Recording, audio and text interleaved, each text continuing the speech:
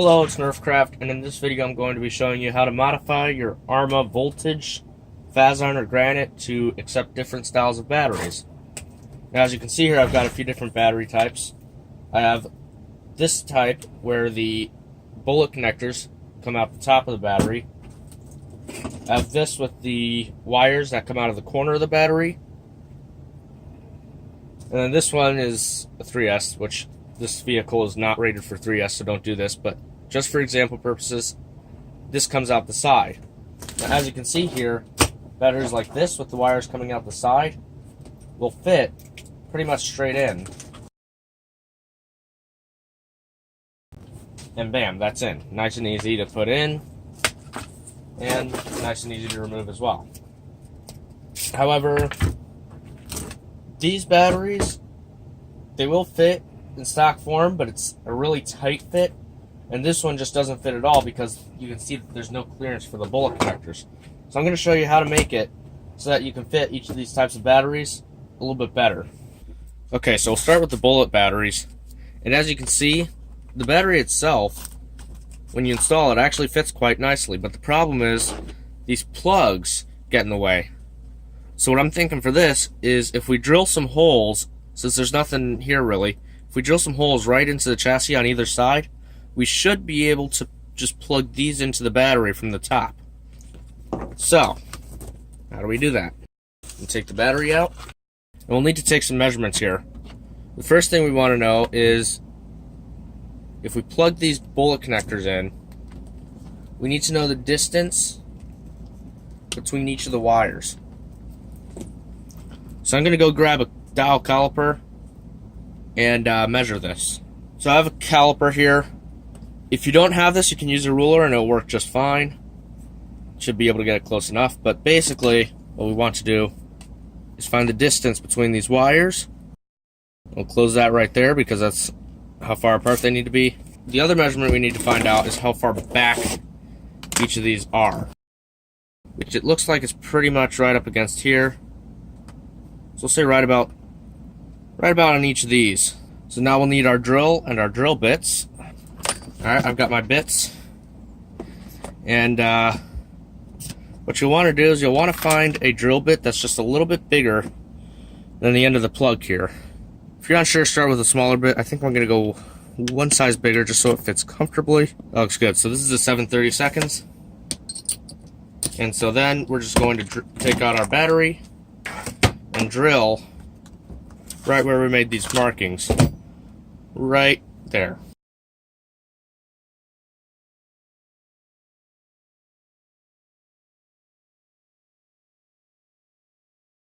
And as you can see, these almost fit really perfectly. Might be just a bit too small though, actually. And I think one of my holes was actually a little off. It's pretty close though, so we'll go a little bit bigger and fix the holes.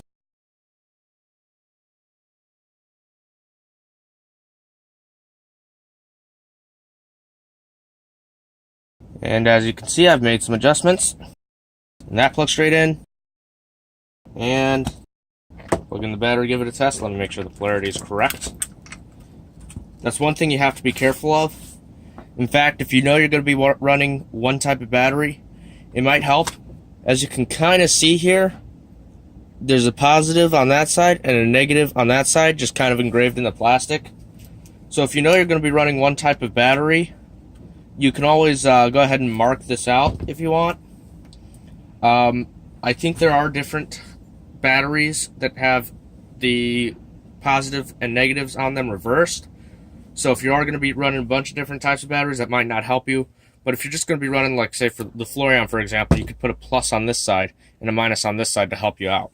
Anyway, now that we know that the connectors fit, I'm just going to take a file and kind of clean it out a little bit, because they do tend to be a bit rough.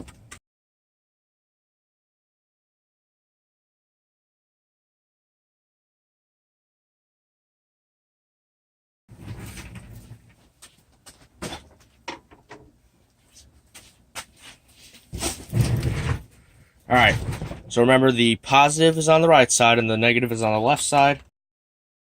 Because if you plug them in wrong, you could destroy your battery or your ESC, it would be an expensive mistake.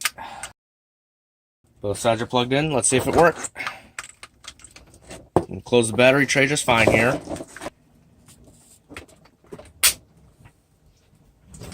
And then if we plug in the battery, turn on the transmitter, turn on the ESC, and you can see we got power. So, not too difficult, easy modification, and now we can use bullet connectors or bullet connector batteries on our Arrma Voltage.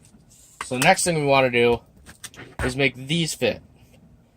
They do fit in stock form, but you do have to take out the battery tray and kind of push the wires over the top, and it's a really tight fit, and it's not comfortable. So what I'm going to do is take out this back wall. You can see that there's this little wall here that sits between the battery and the motor, and the battery cables would be able to come out nicely if we cut out some of this wall. So I'm going to go find a tool. If you have a Dremel, that would be great. I do have a Dremel, but I do not. I want to make this something that anybody could do with any tool.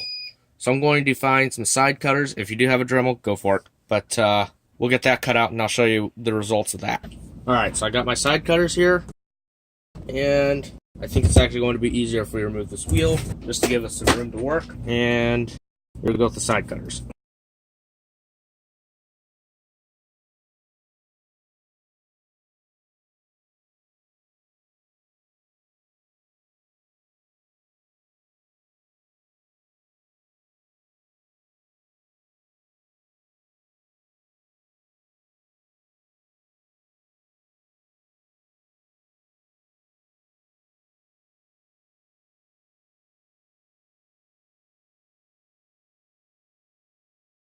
Now, if you find yourself in a position like I am, where you're having trouble reaching the top part here because of the motor being in the way of your side cutters or your tool or whatever you're using, this will show you how to get that out of the way. So the first thing you'll want to do here is remove your right rear tire. So another just one nut.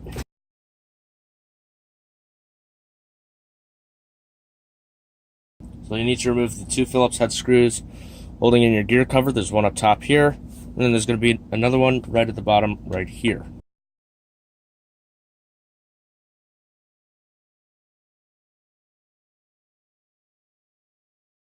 And once you get that off, you can just pull it away. And you'll see that we begin to have access to these motor screws. There's just one right at the very bottom down there. So we have access to the spur gear here. And I believe this just pops straight out, but we'll need to get a screwdriver for that. So it may be helpful to get a small flathead screwdriver like this one if you need it. So grab this and just be gentle about it. You want to kind of get it behind the spur gear and pry it out. And it should pop and slide out like that. You can see this is part of the transmission, so be careful with this. Treat it kindly, don't mess it up. But now we have access to both of the motor screws. So you can remove those screws.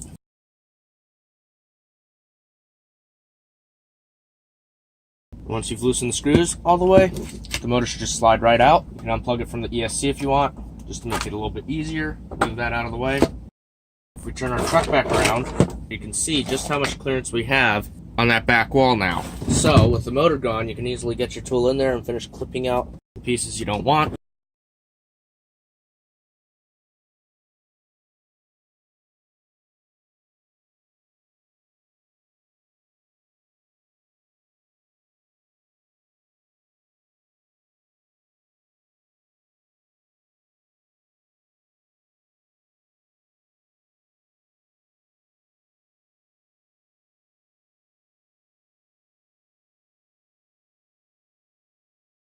So once you feel that you've cut enough of the chassis away, you can go ahead and grab your file, and once again, you need to smooth it out.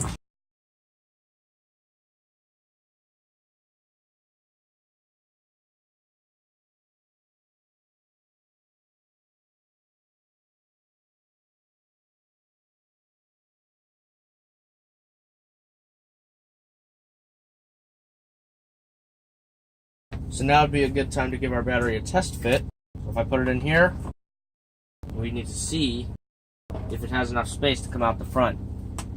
and it's very close. I think I actually need to remove a little bit more material from the top, and I think then it would fit pretty nicely. I'm going to go ahead and do that real fast. Alright, so I finished removing material. Now, something I forgot to mention, if you don't have a file, or if you don't want to use a file, you can also use sandpaper to clean it up. You just fold it over and get it in there. And that'll work just as well. Using goggles would not be a bad idea either. But make sure you, blow out all the debris. Maybe get some alcohol wipes even. I'm too lazy, but wouldn't hurt to make sure you clean it up. But as you can see, now if I install my battery, it fits straight in. The wires have plenty of space to sit towards the front, or towards the back rather, next to the motor, and they're not being strained. They still have plenty of space to come out the top here, and you can remove it nice and easily. So now I can fit both bullet batteries, I can comfortably fit these batteries that come out the front, and I can fit the standard, or not standard, but the batteries that come out with the wires out of the side. So all that's left now is to reassemble. Now when you do this, it's not a bad idea to go ahead and take your screws out here, and it's not a bad idea to go ahead and just put a little extra thread locker on there to make sure that the screws don't back off the motor again, like mine did. You also have to make sure that you line up the correct teeth. The stock gearing is 19-tooth pinion with the 93-tooth spur, so you'll want to make sure you line up the screws for the 19-tooth pinion. And then, once you thread lock your screws, you just put them on. So, I'll go ahead and finish assembling this, I'll montage it, and I'll show you the finished product.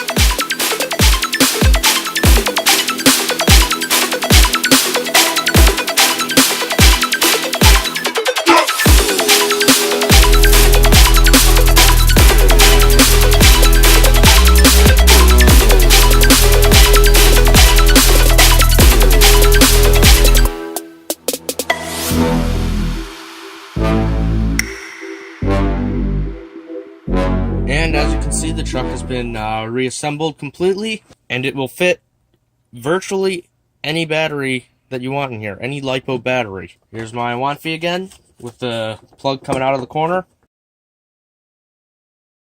There you go. Fits comfortably. And if we turn on the transmitter, turn on the ESC, you can see we have power, no problem. And again, I'll show you with the battery, with the bullet connectors.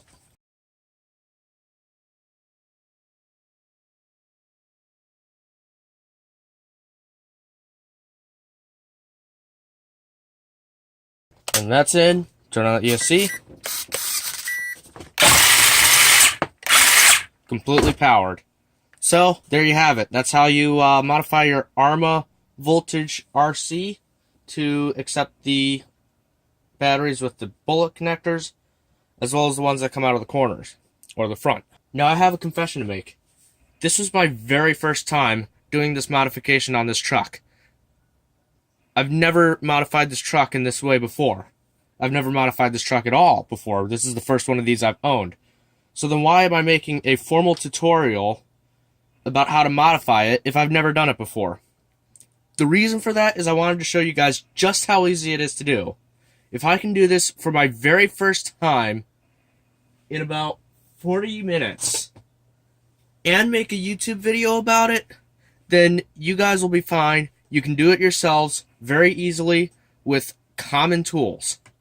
So that's why I did it, and you can see it works fine, no problems at all. Anyway, I hope you guys had a good time watching this at least. I hope you guys learned something, and I'll see y'all next time. Bye.